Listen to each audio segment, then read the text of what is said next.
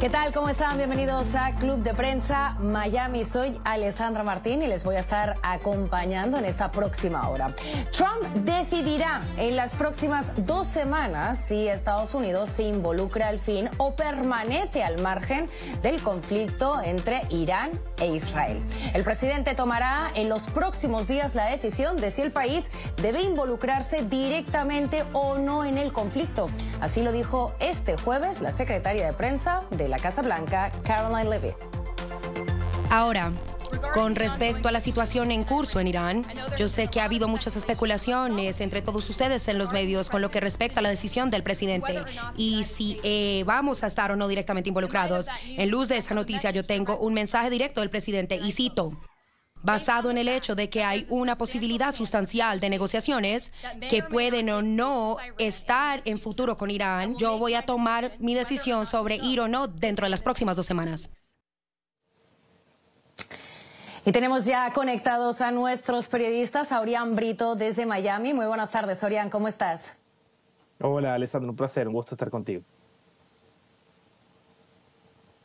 Y también a Tatiana Dangón, analista y abogada. Tatiana, muy buenas tardes. Voy contigo directamente. ¿Debe Estados Unidos ayudar a Israel? Y si debe pedir permiso al Congreso para hacerlo.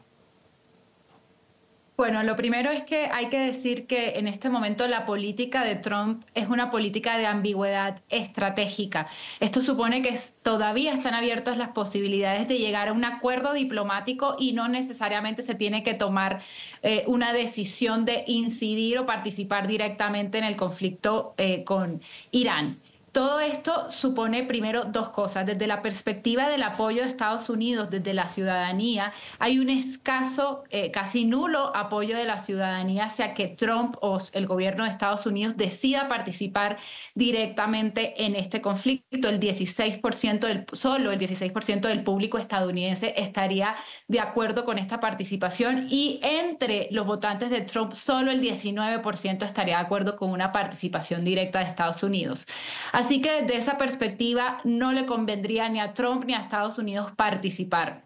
Ahora, frente a la autorización del Congreso, hay 2 salidas que se pueden tomar. Una primera participación limitada, que no se ve claro que sea una participación limitada de Estados Unidos dentro del conflicto, no supondría una autorización del Congreso, es decir, no sería necesario si es una participación, si se quiere, limitada. Pero ya una intervención directa dentro de este conflicto con una mayor escala de participación e intervención militar, por supuesto, a la luz de la Constitución de Estados Unidos, supondría que esto tendría que ser aprobado por el Congreso de Estados Unidos.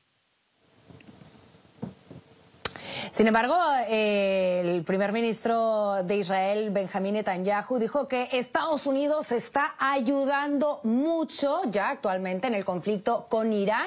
Eso lo dijo Netanyahu durante una visita en el centro médico de Soroka, que justamente está dañado por ataques iraníes. Orián, dentro del Partido Republicano, ¿hay disparidad de opiniones si Estados Unidos debe entrar o no en ese conflicto? Yo creo, Alessandra, que sí hay disparidad de opiniones, hay quienes apoyan, hay otros que ven con preocupación lo que esto pueda significar no solo para Estados Unidos a nivel de riesgos, sino también de gastos, ¿no? Porque cada vez que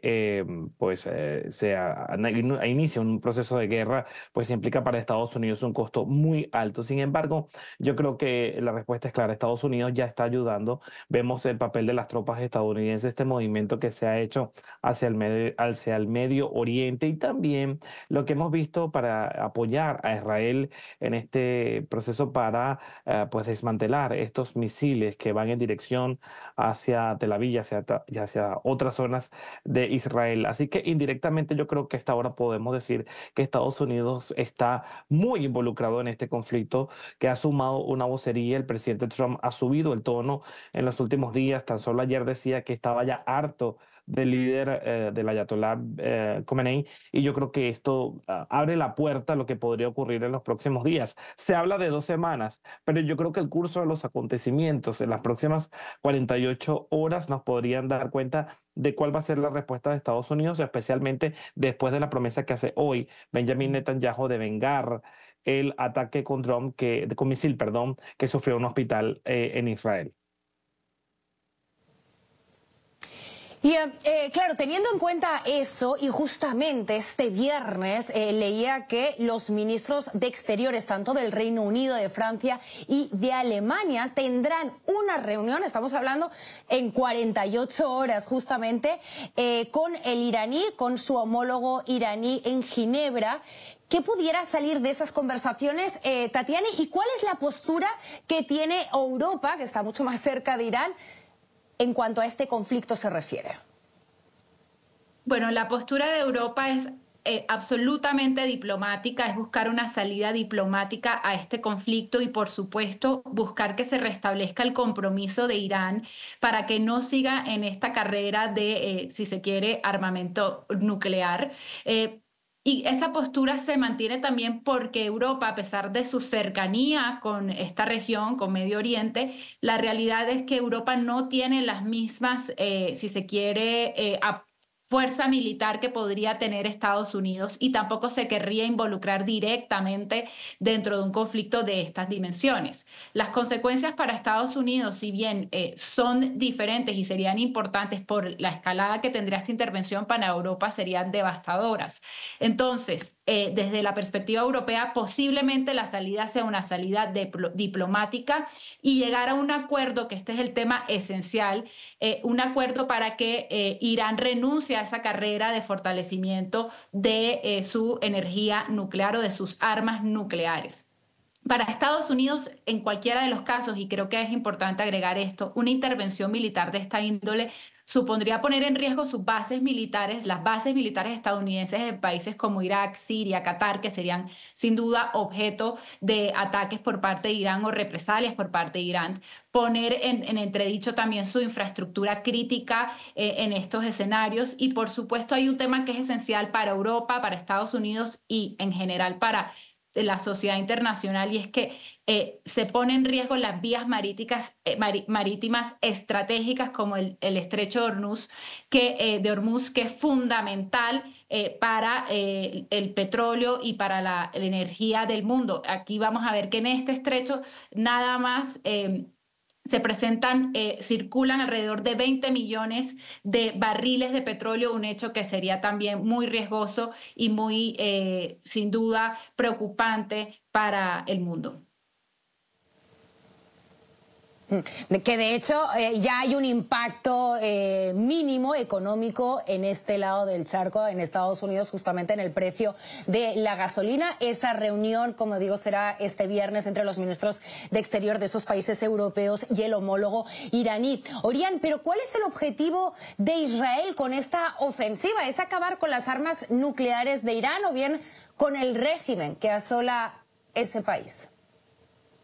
Fíjate que es un punto importante porque en principio se hablaba del enriquecimiento de uranio, de todo este tema nuclear. Sin embargo, yo quiero reiterar la última comparecencia de prensa que ha hecho Benjamin Netanyahu, que hablan con firmeza del líder del Ayatollah Ali Khamenei como principal responsable de todo lo que está ocurriendo, y que el plan pareciera, a juzgar por sus declaraciones, que es terminar con el régimen iraní. El propio presidente Trump decía, ya estamos hartos de esto, y además decía, sabemos dónde se encuentran. En una posición un poco más desafiante.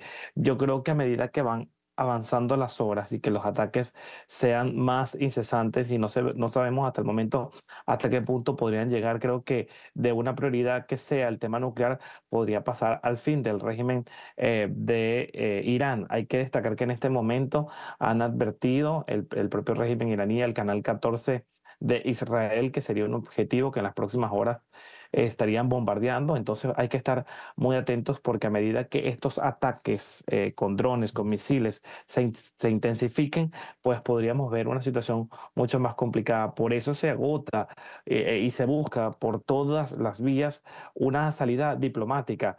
Pero por un lado se habla de negociación, y por el otro lado lo que seguimos viendo es que sube el tono y que los ataques se mantienen, Alessandra. Y vamos a cambiar de tema, vamos a hablar de visas de estudiantes, porque aparentemente en este vaivén de esta nueva administración de Trump, Estados Unidos reanuda la tramitación de visas para estudiantes, pero atención, porque con una condición: exige acceso a sus cuentas de redes sociales. Vamos a escuchar lo que dijo esta estudiante. Bueno, yo estoy en contra, dado a que yo pienso que es una gran invasión de privacidad. Y creo que los motivos que andan diciendo que es de parte de proteger a nuestro país es muy extremo, y yo creo que lo que andan tratando de hacer es involucrarse mucho en la privacidad de los estudiantes, cuando en realidad lo que muchos de ellos quieren hacer es simplemente venir aquí a estudiar y a encontrar una mejor vida. Los funcionarios consulares estarán atentos a nuestras publicaciones y mensajes que puedan considerarse hostiles hacia Estados Unidos, su gobierno, cultura, instituciones o principios fundacionales. Orián, ¿esto es un ataque a la privacidad y a la libertad individual? Mira, habrá quien se sentirá atacado desde su privacidad tras esta decisión. Yo, sin embargo, creo que en este momento es fundamental que esos estudiantes que quieren realizar su proceso estudiantil, sus carreras, ya tienen muchos de ellos habitaciones, es decir, todo el pensum listo para avanzar en sus carreras, pues no podían hacerlo por esta decisión. Entonces yo creo que, si bien es una decisión controversial que puede generar esta incomodidad por parte de algunos de los aplicantes, yo creo que en este momento la prioridad y lo que podemos celebrar es que van a poder llegar a Estados Unidos. Y bueno, yo creo que el que no la debe, no la teme, ¿no? Comprendo, insisto, en ese derecho a la privacidad, a mantener uno sus comunicaciones, sus redes sociales, pero bueno, si esto nos va a permitir avanzar en este proceso y no frenar que tantos jóvenes cumplan sus sueños de tener una carrera aquí, desarrollarla en Estados Unidos, pues entonces, bueno, lo veo de una u otra forma positivo, Alessandra. Claro, pero Tatiana, el criterio de qué mensajes se consideran hostiles al final puede ser un tanto subjetivo y, sobre todo, como en todos los trámites migratorios, puede variar según el funcionario que te revise, en este caso, pues la cuenta de redes sociales, ¿no, Tatiana? Absolutamente, es un criterio con total subjetividad, que supone además un altísimo riesgo de que también de cierta forma se censure a los estudiantes internacionales. Yo fui estudiante internacional en Estados Unidos y mi proceso de visa fue afortunadamente muy tranquilo, un trámite rutinario, si se quiere, y ahora estos trámites se están complicando de tal forma que, primero, hay un gran desincentivo a que Estados Unidos sea escogido como un lugar para estudiar por parte de estudiantes internacionales. Eso supone, por supuesto, si se quiere, un deterioro de la situación que tiene Estados Unidos, donde las universidades eran parte de su soft power internacional, una forma de incidir también en lo que sucedía en el mundo, pero también el aporte económico que suponen estos estudiantes internacionales para Estados Unidos. Visto desde la privacidad, yo creo que por supuesto esto supone una infracción a la privacidad, pero más que a la privacidad, hacia la libertad de pensamiento. ¿Qué va a pasar con aquellos estudiantes, por ejemplo, que se hayan manifestado en sus redes sociales frente al conflicto entre Israel y Palestina? En particular, ese es un punto muy relevante, porque hemos visto cómo estudiantes internacionales han sido detenidos por ICE y han sido, si se quiere, perseguidos por haber participado en protestas en el escenario de Palestina-Israel, o incluso por haber escrito columnas o haber hecho declaraciones sobre la situación entre Palestina e Israel. Entonces esto me parece que puede ser una política que de cierta forma desincentiva el número de estudiantes internacionales que van a escoger Estados Unidos como su destino para educarse, y segundo, una política que busca censurar a los estudiantes internacionales de poder participar en conversaciones igualmente importantes en Estados Unidos como en cualquier parte del mundo, como puede ser, por ejemplo, el conflicto entre Palestina e Israel. Así que yo esto lo veo también como una medida de censura que puede afectar la pluralidad de pensamiento y de participación en estos debates de estudiantes internacionales en Estados Unidos. Y luego, Orián, ¿qué posibilidad habría, por ejemplo, de que esta medida pueda marcar un precedente para que otros países, quizás de ideologías similares a la de la actual administración, pues adopten esas políticas, ¿no? Sin duda, esto abre la puerta y esto podría ocurrir en cualquier momento. Yo creo que marca un precedente.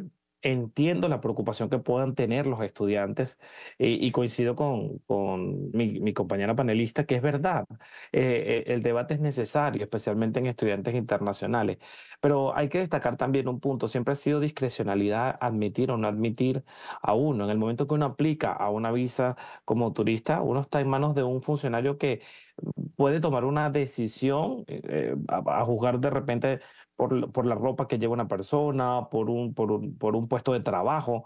Y ha ocurrido, ¿no? Lo que pasa es que, claro, en este momento está en el tapete el tema del debate y de la libertad de expresión de cada uno de los estudiantes.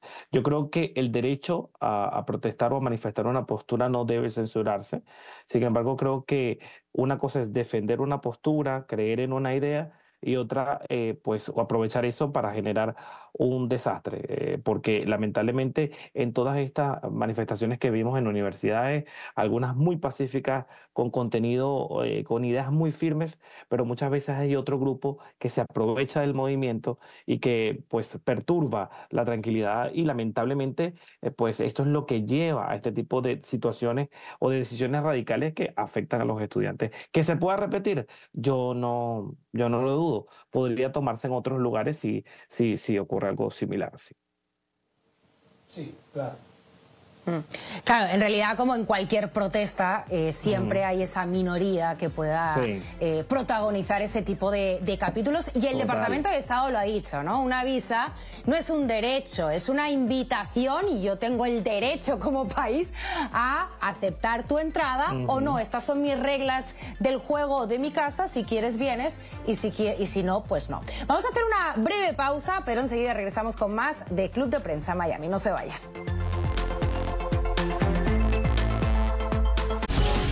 Continuamos con Club de Prensa Miami por NTN 24, el canal de las Américas. Después de horas de comentarios por parte de residentes de Miami expresando su oposición, la Comisión de Miami votó a favor de unirse al programa federal 287G, que permite la colaboración con ICE para detener a inmigrantes indocumentados. Si Miami firme ese acuerdo, pues ¿cómo van a saber quién es inmigrante legal o ilegal? Aquí todos somos inmigrantes, o somos hijos de inmigrantes, o somos nietos de inmigrantes. Porque hemos visto que en ciudades, especialmente en el norte de Florida, también están arrestando a ciudadanos pensando que son indocumentados, porque la policía, este no es el trabajo de la policía, el entrenamiento no es suficiente para que ellos sepan hacer este tipo de cosas. Nosotros, enfocándonos en la comunidad colombiana, hay más de 500,000 de colombianos indocumentados en este país, y con una red que se llama Colombia Fuera de Colombia, estamos tratando de educar nacionalmente sobre los derechos de todos nosotros. Y a mí en una oportunidad ya me pararon en la calle, que yo no había cometido ningún ticket de infracción, y la policía me paró a preguntarme que de qué raza, de qué país venía yo.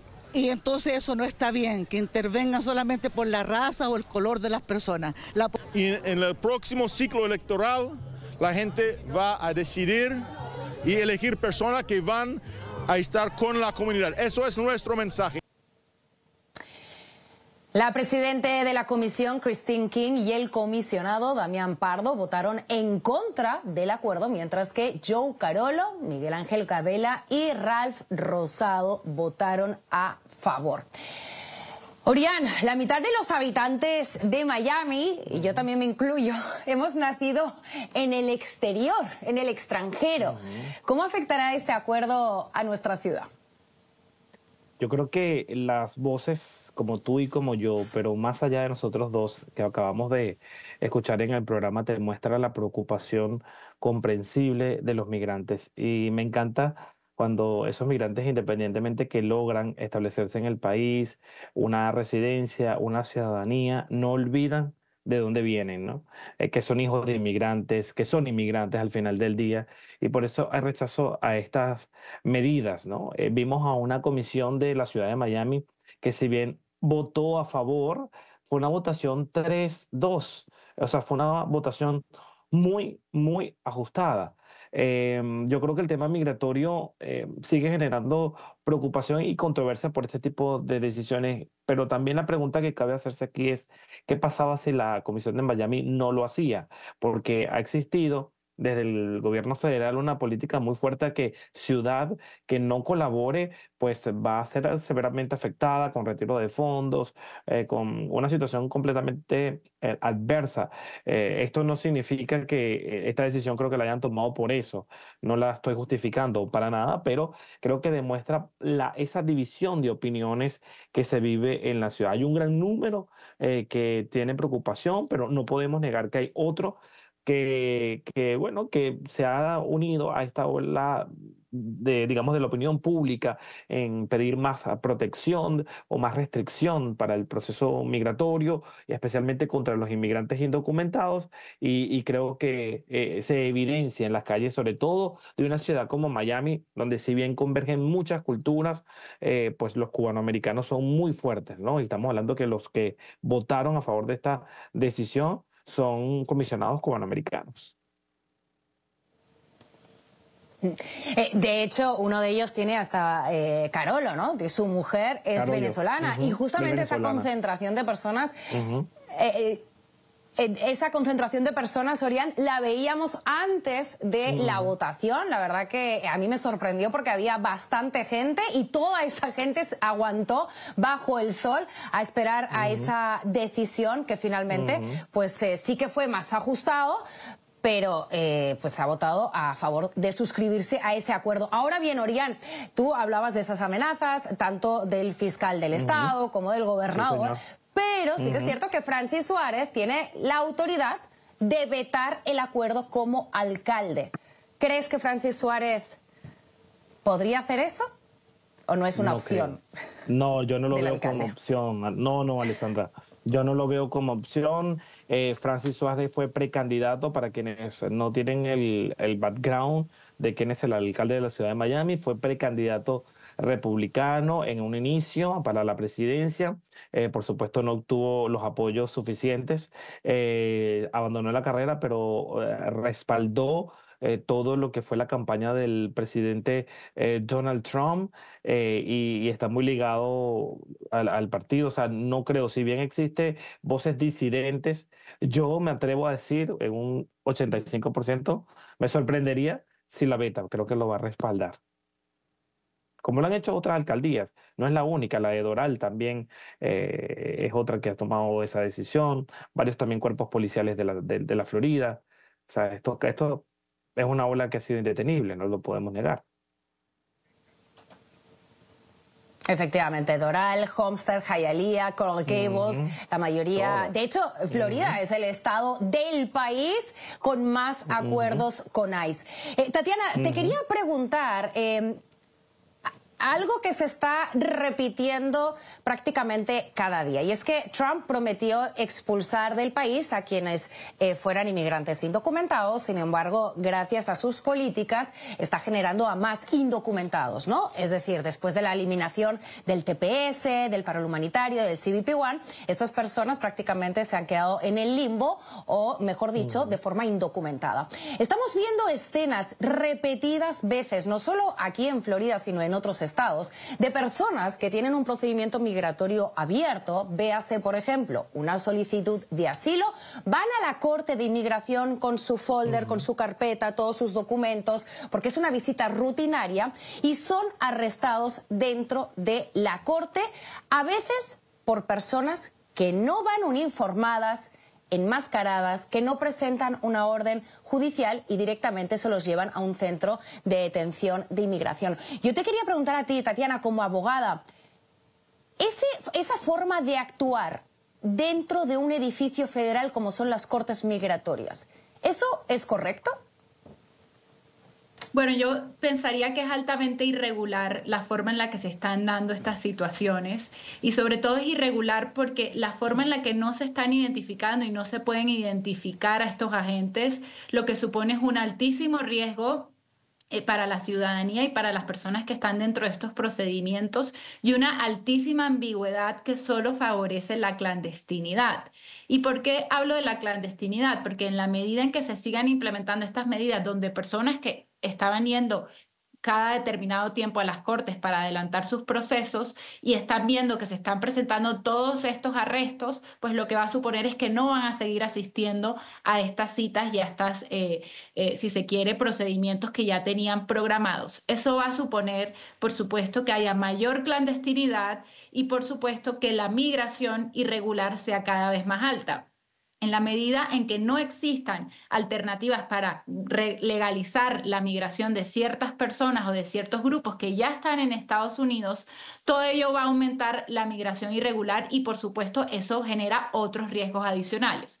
Uno de ellos es que las personas que están en estos estatus migratorios, que a veces son estatus migratorios ambiguos, indefinidos, etcétera, no van a acudir a las fuerzas públicas, no van a acudir ante un policía para pedir apoyo o soporte en ciertos temas porque van a tener siempre el miedo y la constante de que puedan ser deportados o arrestados en condiciones que ya se sabe que no son las mejores y que no cuentan con las garantías para garantizar su permanencia dentro de Estados Unidos. Yo creo que el caso de Gregory Sanabria es, por ejemplo, uno de esos casos donde personas que están dentro de un escenario de solicitud de asilo, por ejemplo, no tienen ni cuentan con las garantías para no ser arrestados y corren un altísimo riesgo de ser deportados a países que no les van a dar garantías en el respeto de sus derechos humanos, como es el caso de Venezuela o, por supuesto, el caso de El Salvador.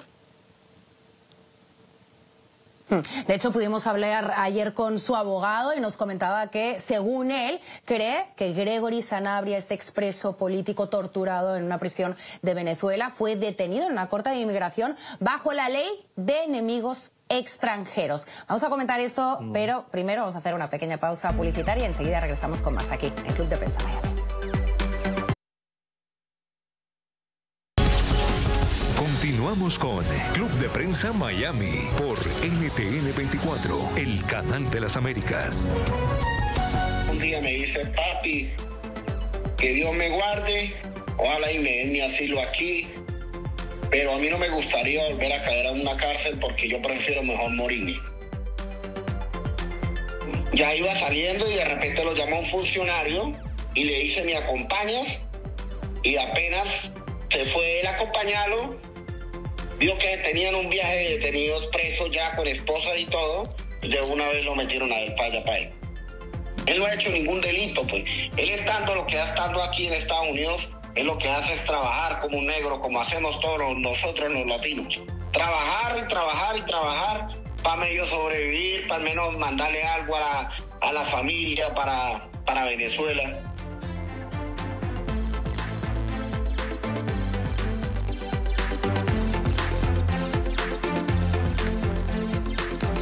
Estábamos escuchando a Anthony Sanabria, hermano de Gregory Sanabria, de 31 años, expreso político venezolano y quien cruzó la frontera sur de Estados Unidos en enero de 2022. Estaba amparado bajo el estatus de protección temporal o TPS y tiene un caso de asilo pendiente y atención porque según su familia no posee antecedentes penales en Estados Unidos. Justamente estábamos hablando antes de la pausa acerca de esas detenciones que están teniendo lugar en las cortes de inmigración y Gregory Sanabria es una persona que aún tiene ese trámite de asilo abierta y que fue detenido el pasado 12 de junio justamente cuando estaba asistiendo a esa visita de rutina una vez uno solicita asilo político, dado que aquí en Estados Unidos los trámites están tardando hasta 10 años.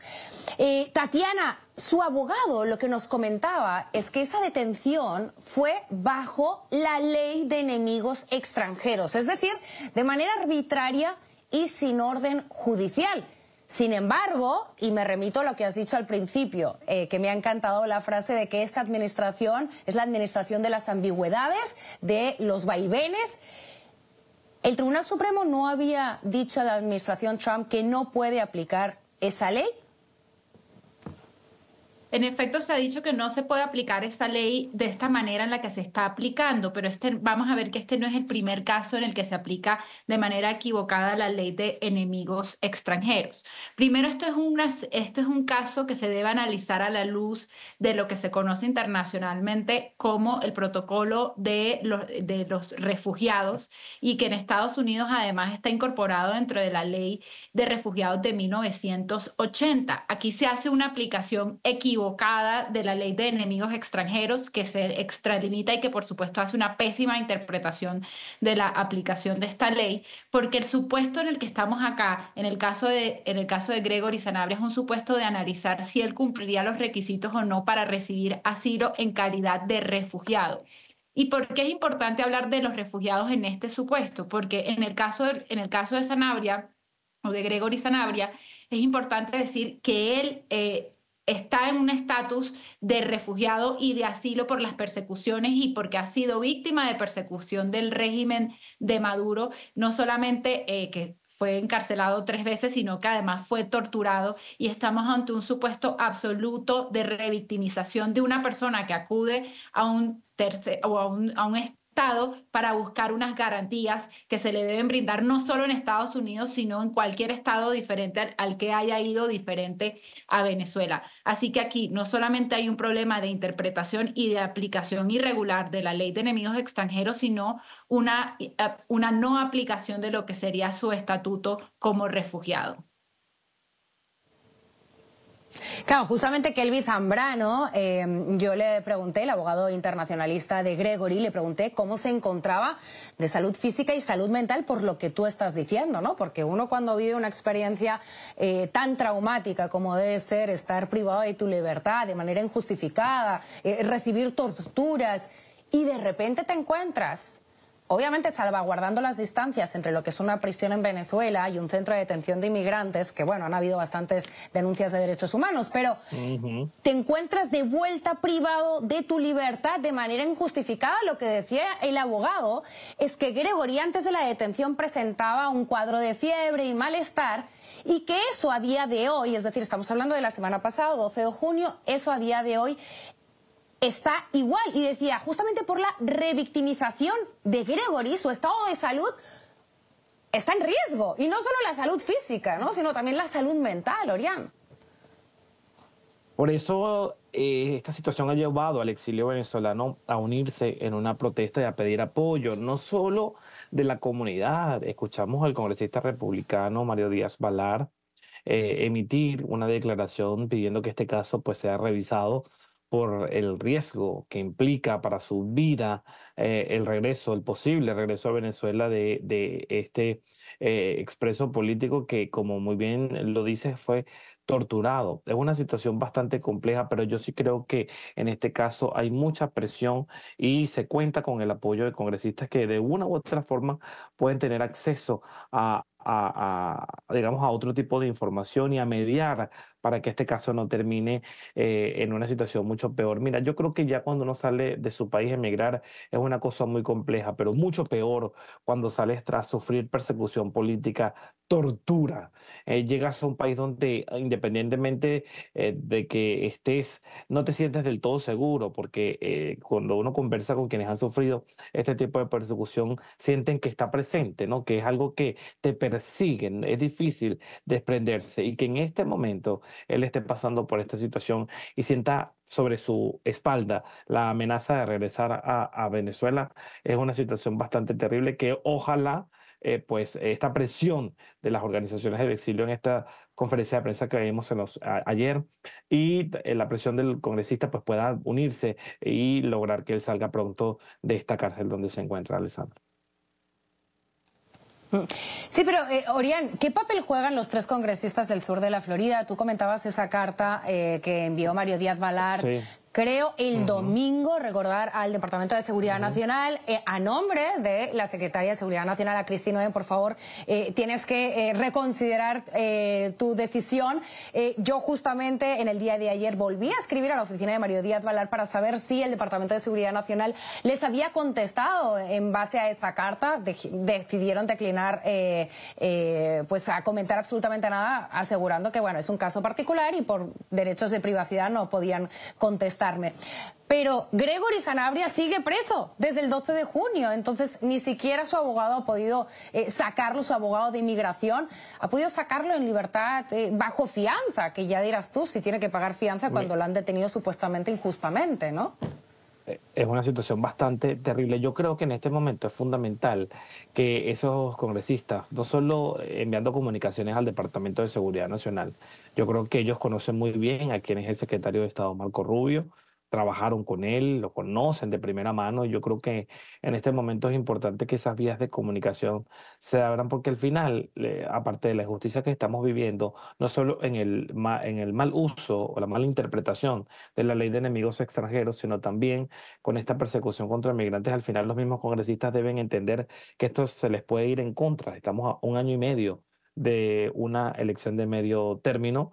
Y en este momento es fundamental de ponerse en función de las quejas de la comunidad y especialmente la venezolana que se ha unido. Ojo, puede pasarle a otra comunidad, ojo, pero en este momento, en este caso, pues han levantado su voz y el caso es notorio. Repito, esto no es un caso que están indicando que él fue torturado. No, no, no. Hay registros dentro de Venezuela y fuera sobre su caso. Entonces, ojalá, independientemente de que en este momento no tenemos esa respuesta que tanto se espera, pues se redoble, sirva de impulso para mucha más presión, para lograr que salga próximamente de prisión y no sea deportado al lugar donde fue torturado, como lo es las cárceles en Venezuela.